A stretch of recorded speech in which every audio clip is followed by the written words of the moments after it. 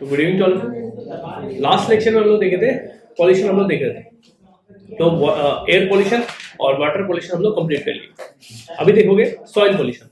तो soil pollution एक ऐसा पॉल्यूशन है, पॉल्यूटेंट क्या है, सॉइल को पॉल्यूट करता है। ठीक है, सॉइल को पॉल्यूट करता है। अब यहाँ पे मेजर सोर्स है सॉइल पॉल्यूशन के लिए industrial waste, point number 1। Point number 2 pesticides. Point number 3 है बायोमेडिकल वेस्ट। ठीक है, नेक्स्ट केमिकल फर्टिलाइजर और अर्बन कमर्शियल या डोमेस्टिक जो है वो वेस्ट जो आता है ना, जो कम्युनिटी से है ना, क्या होता है वेस्ट अर्बन एरियाज से या डोमेस्टिक एरिया से। डोमेस्टिक वेस्ट जो आता है डेली का कचरा, वो सॉइल को क्या कर रहा होता है, पॉल्यूट कर रहा होता है। तो इसको एक एक करके देखो। जैसे इंडस्ट्रियल वेस्ट, जैसे गैसेस के थ्रू ना, गैसेस के थ्रू क्या हो रहा था, एयर पॉल्यूट हो रहा था, उसी तरीके से केमिकल्स के थ्रू सॉइल भी पॉल्यूट हो रहा होता है। ठीक है, जैसे अब यहाँ पे सॉइल को पॉल्यूट करने के लिए क्या क्या है, केमिकल्स, रेसिड्यूज, जो केमिकल्स बच जाता है। ठीक है, मेटलिक ऐश हो गया। अब देखो मेटलिक ऐश को देखोगे तो मेटलिक ऐश है ना, स्मॉल स्मॉल पार्टिकल में वो क्या है, राख हो गया, ऐश हो गया, लेकिन वो कहीं ना कहीं क्या है, वही एलिमेंट तो वही है, स्टेट उसका चेंज हो जाता है। ठीक है, तो कहीं ना कहीं क्या सॉइल को पॉल्यूट कर रहा होता है। अगर देखोगे अर्बन, कमर्शियल और डोमेस्टिक वेस्ट, ये सारे वैसे वैसे वेस्ट हैं जैसे जो डेली बेसिस पर डर्ट हो गया। ठीक है, डेली का, तो वो कहीं ना कहीं क्या होता है, वो सॉलिड से मिक्स होकर क्या कर रहा होता है, पॉल्यूट कर रहा होता है। ठीक है, सॉइल, ये जो तुम देख रहे हो सॉइल पॉल्यूशन से क्या इफेक्ट पड़ता है, इफेक्ट क्या पड़ता है, सॉइल की फर्टिलिटी डिक्रीज जाती है। ठीक है, और जैसे डेली वेस्ट में सॉलिड वेस्ट, तो सॉलिड वेस्ट क्या होता है, वो मैशअप हो गए सॉइल में मिक्सअप हो जाता है। ठीक है, सॉलिड वेस्ट। नेक्स्ट है केमिकल फर्टिलाइजर क्या करता है, केमिकल फर्टिलाइजर नाइट्रेट हो गया, फॉस्फेट हो गया, अमोनिया हो गया, ये हेल्प करता है फास्टर और इंक्रीज क्रॉप यील्ड को क्या करने के लिए, इंक्रीज करने के लिए। मतलब कि कहीं ना कहीं क्रॉप को वो बिल्डअप कर रहा होता है। लेकिन ये अगर मान लो कि केमिकल फर्टिलाइजर को दिया गया है और रेनी सीजन, ठीक है, तो रेन के धुल के कहाँ चला है, सॉइल में चला है, तो वो सारे के सारे केमिकल कहाँ है, सॉइल में। तो अब जो वहां पे जो बैक्टीरिया जो ग्रो करेगा वो कंज्यूम करता है। एक्सीडेंटली अगर कोई बैक्टीरिया ग्रो कर गया तो वो कहीं ना कहीं क्या हो रहा है, कंज्यूम करता है ढेर सारा ऑक्सीजन। अगर वो एरोबिक रेस्पिरेशन करता हो, एरोबिक होगा तो लॉट ऑफ ऑक्सीजन वो कंज्यूम करता है ना, वाटर, और सारे फिशेज को क्या करता है, उसकी डेथ हो जाती है। अब बताओ यहाँ पे सॉइल की बात कर रहे थे, यहाँ पे फिश मास, क्योंकि वो वाटर जो है वो कहाँ कहीं एब्जॉर्ब होकर कहाँ जाएगा, वाटर बॉडी में ही जाएगा। ठीक है, और वाटर बॉडी के अंदर कौन रहता है, एक्वेटिक एनिमल रहता है, और वो एक्वेटिक एनिमल की डेथ होगी। ठीक है, बायोमेडिकल वेस्ट हो गया। Numbers items using this category, जैसे कि नीडल्स हो गया, सिरिंज हो गया, डर्टी ड्रेसिंग्स हो गया, ड्रेसिंग करते हैं ना, अगर किसी पेशेंट का अगर ये वुंड है, ठीक है, मतलब कटिंग यहाँ कट हो गया हो या कोई घाव जो भी होता है, ठीक है, जहाँ से ब्लीडिंग होता है तो उसमें क्या किया जाता है, ड्रेसिंग किया जाता है, या जहाँ से पस का फॉर्मेशन होता है वहाँ पे ड्रेसिंग किया जाता है, प्रॉपर ड्रेसिंग। तो वो ड्रेसिंग जो है वो कहीं ना कहीं क्या कर रहा होता है, वो पॉल्यूट कर रहा होता है। या अनयूज मेडिकल टैबलेट्स हो गया या पाउडर्स हो गया, है ना, बायो रिसर्च गार्बेजेस हो गया, है ना, जो रिसर्च करने के दौरान जो गार्बेजेस निकलता है वो सारे गार्बेजेस भी किसके अंदर आते हैं, बायोमेडिकल वेस्ट के अंदर। ठीक है, तो वो कहीं ना कहीं वो क्या कर रहा होता है, हार्म कर रहा होता है सॉइल ऑर्गेनिज्म को। सॉइल में जाएगा तो सॉइल ऑर्गेनिज्म को हार्म करेगा, सॉइल के अंदर जो भी एनिमल रहते हैं। अब आते हैं पेस्टिसाइड, एक और लास्ट हो गया पेस्टिसाइड। पेस्टिसाइड क्या होता है, जो पेस्ट को किल करे उसे पेस्टिसाइड बोलते हैं। ठीक है, तुम देखते होगे, हाँ, पेस्ट कहाँ होता है, कुछ प्लांट को क्या करता है, पेस्ट क्या कर रहा होता है, वो फीड कर रहा होता है, उसमें होल कर देता है। ठीक है, और वो कहीं ना कहीं प्लांट के क्वालिटी को डाउन कर देता है, डिग्रेड कर देता है, सही बोले। ठीक है, तो पेस्टिसाइड से डीडीटी हो गया। ठीक है, तो वो पेस्ट को किल करता है। एग्रीकल्चर फार्म में, गोइंग डाउन में, होम्स में क्या होता है, वो कहीं ना कहीं पेस्ट को क्या कर रहा होता है, किल कर रहा होता है। लेकिन पेस्ट को किल करने के साथ साथ वो एनवायरनमेंट को पॉल्यूट भी कर रहा होता है। ठीक है, डीडीटी बोले तो डाइक्लोरो डाइफिनाइल ट्राइक्लोरो इथेन। ठीक है, क्या होता है डीडीटी, नोट्स लिखाएंगे उसमें उसमें ये दिया रहेगा, तो इसका फुल फॉर्म जो है ये बहुत इंपॉर्टेंट है। तो the killed micro organism are mostly recycle. देखो होता क्या कि ये जो पेस्टिसाइड है वो कहीं ना कहीं उस माइक्रोब को भी किल कर देता है, जो माइक्रोब जो है वो न्यूट्रिएंट को एक्सट्रैक्ट करके सॉइल को दे रहा होता है। जैसे प्रीवियस लेक्चर्स में तुम लोग को बताया हुआ राइजोबियम के बारे में, जो नाइट्रोजन को फिक्स कर रहा होता है, प्रीवियस लेक्चर में ही बताया है ना। तो वैसे माइक्रोब्स को ये क्या कर देता है, किल कर देता है, तो कहीं ना कहीं हार्म है ना। तो ये था सॉइल पॉल्यूशन। यहाँ तुम्हारा पॉल्यूशन का जो ये था वो हो गया, तीनों पॉल्यूशन हम लोग डिस्कस कर लिए, एयर, वाटर और सॉइल, ठीक है। अभी आओ रेडिएशन। रेडिएशन क्या होता है, what do you know radiation? Radiation एक नहीं एग्जांपल नहीं, रेडिएशन है क्या, होता क्या? वैसा एनर्जी जो निकलता है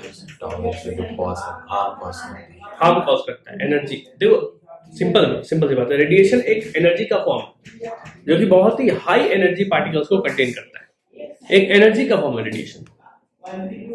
इसको अगर तुमको डिफाइन करना होगा व्हाट इज रेडिएशन, तो radiation is a form of energy which contain very high energy particles, ठीक है। तो क्या रेडिएशन है। अब रेडिएशन में देखो एग्जांपल, अब देखो अब मेडिसिनल सेक्टर में यूज होता है, जैसे एक्सरे हो गया है ना, ये सब न्यूक्लियर पावर प्लांट में जो इलेक्ट्रिसिटी जनरेट हो रहा है वो रेडिएशन कॉज करता है, ठीक है।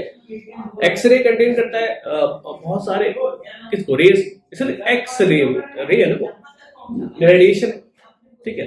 तो फोटोन्स पार्टिकल जो होता है वो मेजर किया जाता है, ठीक है, जो कि डैमेज बॉडी सेल को क्या कर सकता है, डैमेज कर सकता है। बॉडी सेल अगर डैमेज होगा तो बॉडी सेल अगर कोई भी एक बॉडी सेल डैमेज होता है मे बी वो कैंसरस हो सकता है, ठीक है, कैंसरस पॉसिबिलिटी है क्योंकि रेज है ना, ठीक है। It can damage chromosome, genetic variation, bone cancer, bone cause करता है। देखो क्यों कॉज करता है, क्योंकि जो सेल्स होता है, ठीक है, जो सेल्स अगर वो रे पास किया, रे जो पास किया,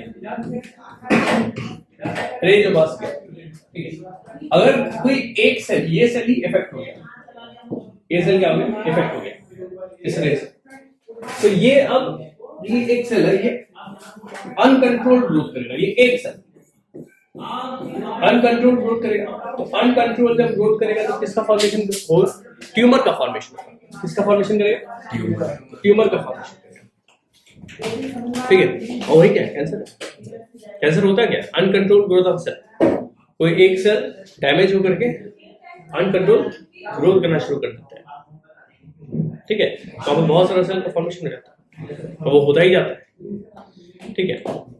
चलिए कैंसर में बहुत ज्यादा नहीं इंटर करेंगे, ठीक है। तो ये और अगला है न्यूक्लियर पावर प्लांट। तो देखो अगर न्यूक्लियर पावर प्लांट एक सोर्स हो सकता है लीक ऑफ न्यूक्लियर रेडिएशन, ठीक है, न्यूक्लियर रेडिएशन के लीकेज का सोर्स हो सकता है क्या, वही होता है और न्यूक्लियर पावर प्लांट। अब जैसे यहाँ पे दो घटनाएं दी गई है, एक तो तुम्हारा एक्सप्लोजन हुआ था, दो बहुत सीरियस एक्सप्लोजन हुआ था, एक हुआ है यूक्रेन 1986 में, ठीक है, और दूसरा हुआ है जापान में मार्च 2011, ठीक है। तो इन दोनों न्यूक्लियर लीक्स में क्या वो बहुत सारे पीपल क्या हो गए, पीपल की डेथ हुई, बहुत सारे पीपल की डेथ हुई है ना, और बहुत सारे सफर किए, हेल्थ प्रॉब्लम अभी भी सफर कर रहे हैं। तो चीफ पॉल्यूटिंग ये था रेडिएशन था वो आयोडीन 131, ये क्या था, चीफ रेडिएशन पॉल्यूटेंट था, जो कि रेडिएशन में ये था। तो समझ पा रहे हो, रिकल एनी क्वेश्चन मानिश, ठीक है। तो ये ठीक है, तो ये था रेडिएशन क्या हुआ? जैसे कोई दिख रहा है बोर्ड पे सर, आप सिंगल लीजिए या रेडी आके देखो अब आओ, देखो नॉइज पॉल्यूशन क्या होता है। सारे पॉल्यूशन हम लोग लगभग देखें क्या वो, अब देखते हैं नॉइज पॉल्यूशन। तो नॉइज पॉल्यूशन देखोगे, इसे डिफाइन करते हैं एक अनप्लीजेंट या लाउड अनडिजायरेबल साउंड जो कि प्रोड्यूस होता है, ठीक है, one's hearing and concentration and the pollution caused due to noise is termed as noise pollution. इसे ही noise pollution कहते हैं। अब noise pollution की बात की जाए तो excess sound जो unnecessary honking, कल भी इसके बारे में हम लोगों ने थोड़ा ब्रीफ किए थे, ठीक है। Bullet silence. तो ये क्या ये एक मेजर इशू है। अब जैसे एक तरफ तो ऑटोमोबाइल्स हो गया, जेट एयरक्राफ्ट हो गया, फिर तुम्हारा ट्रेन हो गया, वर्कशॉप हो गया, इंडस्ट्रियल मशीन हो गया, तो अनप्लीजेंट साउंड क्या होता है? जेट तो सर ऊपर उड़ता है तो हमको तो आवाज आता है। बिल्कुल आता है, बिल्कुल आता है। जेट के नीचे खड़े हुए हो, जेट भाई प्लेन का आवाज जेट तो जेट तुम यहाँ जेट देखे हो? यहाँ जेट उड़ा के ज्यादा से बुलाओ तो बताओ। ठीक है, तो जेट जो होता है ना वो काफी हाई डीबी साउंड प्रोड्यूस करता है जो बहुत डेंजरस होता है। ठीक है, तो हार्मफुल इफेक्ट क्या हो सकता है नॉइज पोल्यूशन का? नॉइज पोल्यूशन का हार्मफुल इफेक्ट यही है कि इंटरफेयर करता है कम्युनिकेशन। सबसे पहले तो इंटरफेयर करता है कम्युनिकेशन। जब नॉइज पोल्यूशन में तो शांत रहना पड़ता है, पहले बंद हो ले भाई, बेल बजता है तो शांत होना पड़ता है। नॉइज पोल्यूशन, ठीक है, it interrupt concentration of thought and disturb peace of mind, lowers efficiency of work की एफिशिएंसी भी डाउन होती है, स्लीपिंग डिस्टर्ब होता है ना, और it lead to nervous irritability. ठीक है, a sudden loud sound can damage the ear drum.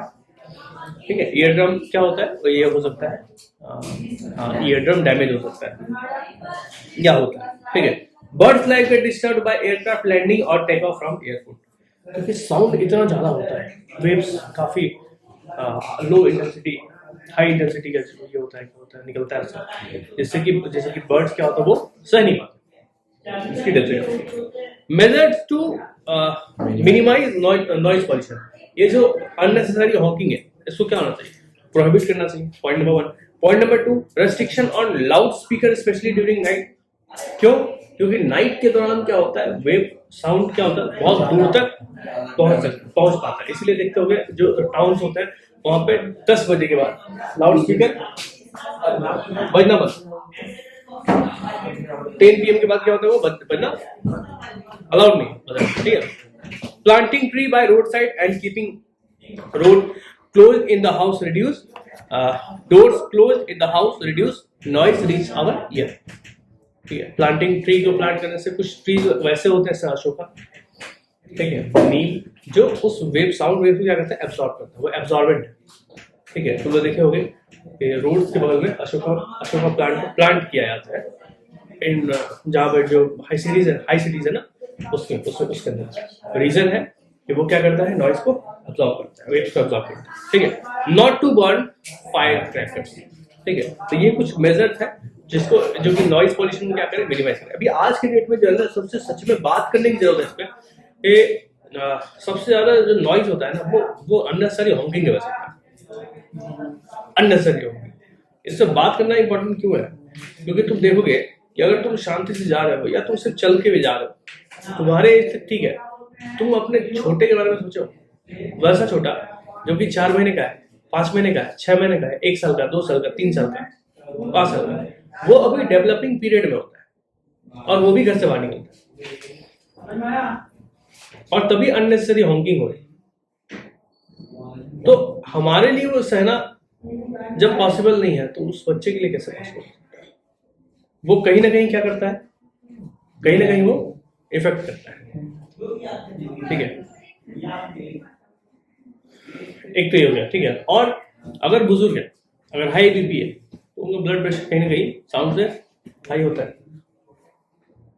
ठीक है, तो अननेसेसरी हॉकिंग या नॉइज पॉल्यूशन में ये हॉकिंग वाला जो ये एक स्पेसिफिक डीबी के बाद जो हॉकिंग है, हॉर्न है, वो नहीं लगाया जा सकता है। लेकिन देखोगे कोई 2 हॉर्न लगा चल रहा है, कोई 4 लगा के चल रहा है। ठीक है ना, तो वो कहीं ना कहीं इलीगल है। ठीक है, फिर एक ये लोग कल बता रहे थे साइलेंसर्स के बारे में, है ना, जो साइलेंसर में क्या है, साइलेंसर को लगाया क्यों जाता है? साउंड को कम करने के लिए। इंजन से जो प्रोड्यूस होता है साउंड, है ना, तुम लोग जनरेटर देखे इंजन से कैसे साउंड प्रोड्यूस होता है, अगर वो वैसे साउंड अगर प्रोड्यूस होने लग जाए बाइक में, समझ रहे हो, तो उसके लिए क्या लगाया था? साइलेंसर लगाया था। साइलेंसर का काम ही यही है, साइलेंट करना, ठीक है।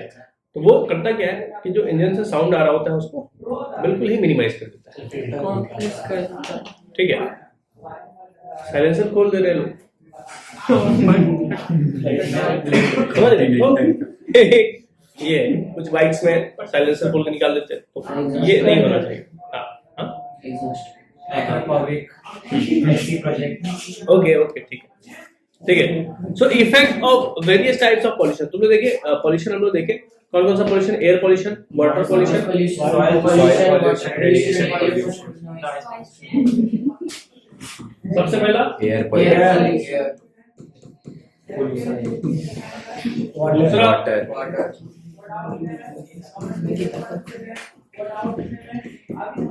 वाटर पॉल्यूशन, तीसरा सॉइल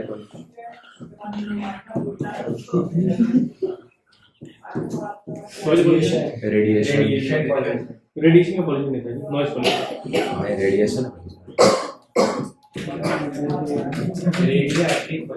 ठीक है। और हम लोग किसके बारे में बात की? रेडिएशन, इतनी बात, ठीक है। चलो ठीक, अब देखो effects of various type of pollution, ये क्या क्या इफेक्ट कर सकता है? Pollution affect the environment, human and other life in numerous of वे। कुछ जो वेज है वो तुम लोगों को बताते हैं। सबसे पहला कि क्लाइमेट और एनवायरनमेंट पे क्या इफेक्ट पड़ता है?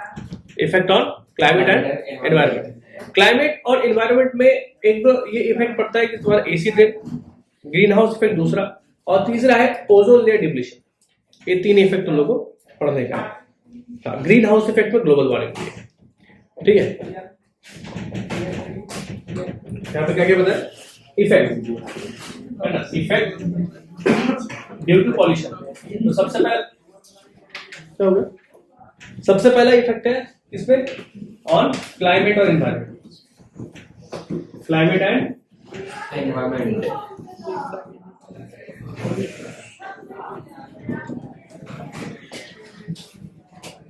और क्लाइमेट एंड एनवायरनमेंट, ठीक है। तो एक तो सबसे पहला हो गया एसी ड्रेन, एसी ड्रेन। दूसरा global warming, green house effect इसी के अंदर है, ठीक है। अगला है तुम्हारा ओजोन लेयर डिप्लीशन,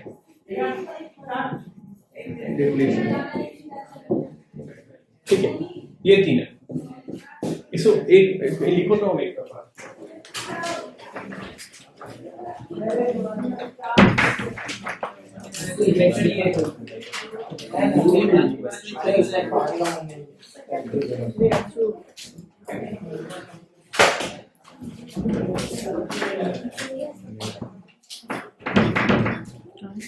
एक करके इसको देखते हैं। देखो सुनो, normal rain, okay stop writing, सुन लीजिए। नॉर्मल रेन, नॉर्मल जो रेन होता है इसका पीएच है सर 6। कितना पीएच है? 6, ठीक है। 6 पीएच नॉर्मल रेन का तो होता है। तो रेन जो है वो एसिडिक किसकी वजह से हो जाता है? आप लोग देख रहे हो, एक सेकंड, इससे तो सिर्फ वो नहीं है, एक और कार्बन डाइऑक्साइड, ठीक है। CO2 और SO2, ये दो है जिसके वजह से रेन क्या होता है? एसिडिक वाला। क्योंकि सल्फर डाइऑक्साइड क्या होता है, कहाँ डिसॉल्व हो गया? रेन के अंदर डिसॉल्व हो जाता है और क्या बनाता है? Acidic medium. उसका क्या बन जाता है? मीडियम क्या होता है? एसिडिक होता है, ठीक है। होता क्या है कि 6 होता है नॉर्मल रेन का पीएच, ठीक है। तो कार्बन डाइऑक्साइड नेचुरली क्या हो रहा है? एटमॉस्फेयर में प्रेजेंट है ना। लेकिन इंक्रीज ऑफ इंडस्ट्रियलाइजेशन, बहुत सारा एमिशन हो जाता है किसका? SO2 का और CO2 का।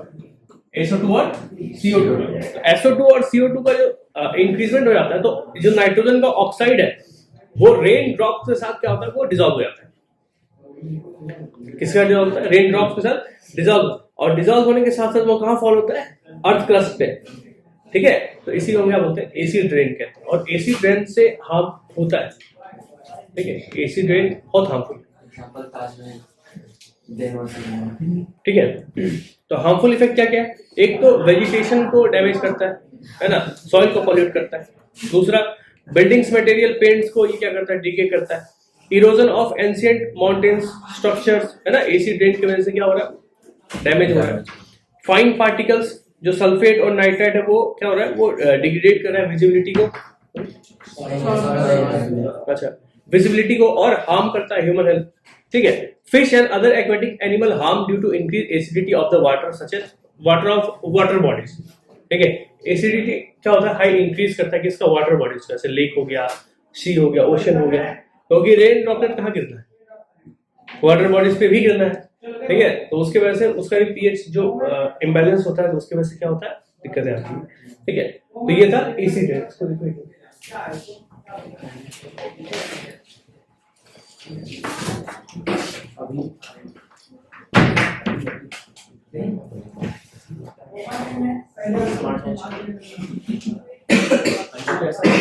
बायोमेट्रिक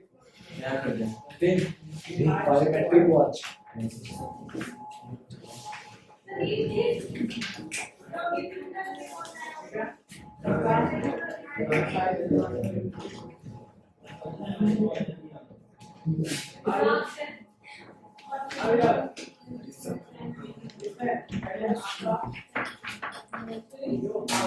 हो गया?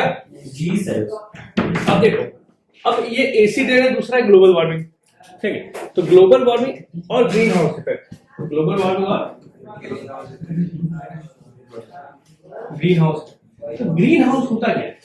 ग्रीन हाउस लोग ये देखे होंगे कि फार्मिंग एग्रीकल्चर में शीशे का क्या बनाया जाता है? एक छोटा सा हाउस टाइप में बनाया है, जिसके अंदर की प्लांटिंग किया था। वो प्लांटिंग इसलिए किया था कि जो रेज, सन रे ग्लास के अंदर इंटर करता है, तो वो हीट प्रोड्यूस करता है। ठीक है। और हीट प्रोड्यूस करता है, उसकी वजह से थोड़ा ज्यादा टेम्परेचर प्लांट को मिल सके। इसे ग्रीन हाउस कहते हैं। इसे ग्रीन हाउस कहते हैं। सेम उसी के तरह इसको यहाँ पे रिलेट कर सकते हैं आप। जो सन रेज अर्थ क्रस्ट पे पड़ा, एक लेयर्स का जो फॉर्मेशन हो रहा है ना, ओजोन लेयर हो गया एग्जांपल के तौर पर लो, तो उसके वजह से जितना आ रहा है वो अंदर क्या हो रहा है? ट्रैप होकर के वो टेम्परेचर को थोड़ा रेज कर रहा है। ठीक है। एक तो वो रेज कर, ऊपर से कहीं ना कहीं certain gases specially carbon dioxide, methane accumulating in the atmosphere preventing the escape of heat, thus warming the air। ये ग्रीन हाउस इफेक्ट है, ये इफेक्ट हो रहा है ग्रीन हाउस का। ठीक है। और फ्यूल के बर्न होने से, इंडस्ट्रियलाइजेशन से, राइजिंग पॉपुलेशन से ज्यादा कार्बन डाइऑक्साइड क्या हो रहा है? रिलीज हो रहा है। और इस ज्यादा से ज्यादा कार्बन डाइऑक्साइड रिलीज होने से और डिफॉरेस्टेशन होने से, फॉरेस्ट की कटिंग होने से कार्बन डाइऑक्साइड जितना है उसको ऑक्सीजन में कन्वर्ट किया नहीं जा रहा है। ठीक है। तो उससे हो क्या रहा है कि टेम्परेचर क्या हो रहा है? राइज हो रहा है, उससे टेम्परेचर रेज कर रहा है। ऐसे ग्लोबल वार्मिंग। ठीक है। अभी कुछ सालों में 0.5 डिग्री सेल्सियस जो है टेम्परेचर क्या हुआ है? रेज हुआ है। तो इसमें तुम देखोगे तो ये दिखेगा तुमको बहुत कम, ऐसा लगा इतना सही तो, लेकिन इससे कहीं ना कहीं डैमेज हो रहा है। अब जैसे इसके वजह से बहुत सारा जो आइस है ना, ग्लेशियर्स जो आइस है, वो क्या हुआ? कहीं ना कहीं पिघला, तो वो पिघलने से सी का लेवल क्या होता है? वो इंक्रीज करेगा, और सी का लेवल इंक्रीज करेगा तो कहीं ना कहीं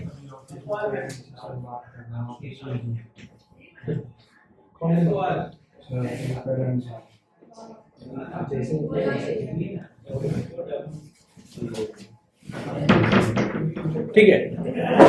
तो वो हाँ, तो क्या करता है? इफेक्ट कॉज करता है। ठीक है। ठीक है। तो ये ग्लोबल वार्मिंग को कॉज करता है।